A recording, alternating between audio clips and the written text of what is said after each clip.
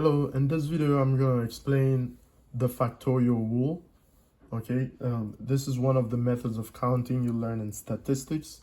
Now in this I'm going to use two questions here really to explain how to count and how to find the probability after, okay, if you are asked to find some probabilities. Okay, in this case here, so it says how many, so we have three books, A, B, C, okay, and the question is how many different ways to arrange the three books you have, okay?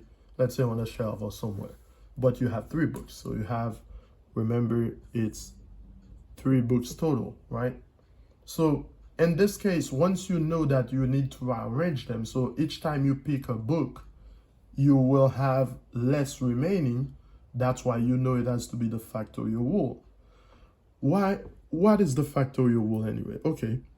Well, if, for example, I have 4 factorial, okay? 4 factorial would mean that you just need to multiply 4 by numbers, but in decreasing order. Like, you keep subtracting 1 from the previous number. So if I subtract 1 from 4 here, it will be 3. So I multiply by 3. Subtracting 1 from 3 here would be 2. I multiply by 2. Subtract 1 from 2 becomes 1, okay? So this is what you multiply. So for the factorial rule, you keep multiplying by a number less than the previous number by 1, okay? So that's why this factorial, we call it a factorial rule, because we can actually use factorial to solve a problem like this. Why? Let's see. Okay, if we have book A, B, C, so we have 3 books, right? If I need to pick one to place on the first place here, right here, okay, I could say I have how many possibilities? Well, I have 3 books to choose from, so now I can put any of the 3 here. So I have 3 possibilities, right? Then once I remove one of the 3, it's not 3 anymore, it becomes 2. So I have 2 remaining, right? So since I have 2 remaining, for me to pick the second book for the second spot here, it will be it will be 2 possibilities, right? Okay, now once I remove 1 from the 2 books, I only have 1 now, right? So how many possibilities I have to choose? Just 1 book. I can only choose 1, okay? So it's 1.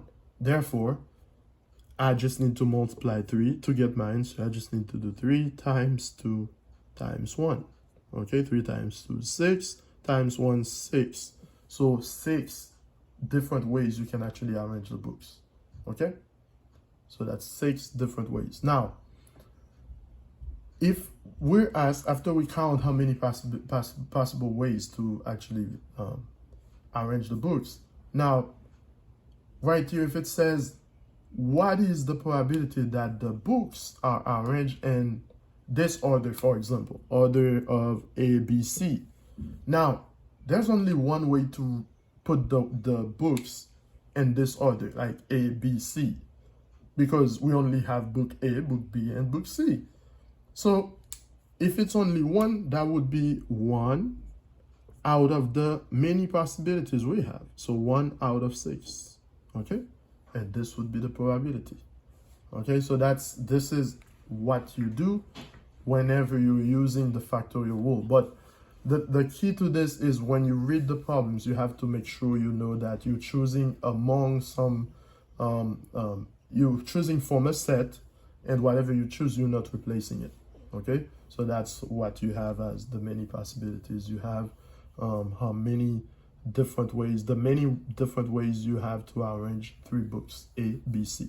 So this is it right here. This was just for me to explain you the factorial rule. Again, the symbol we use here is this right here. All right, thank you.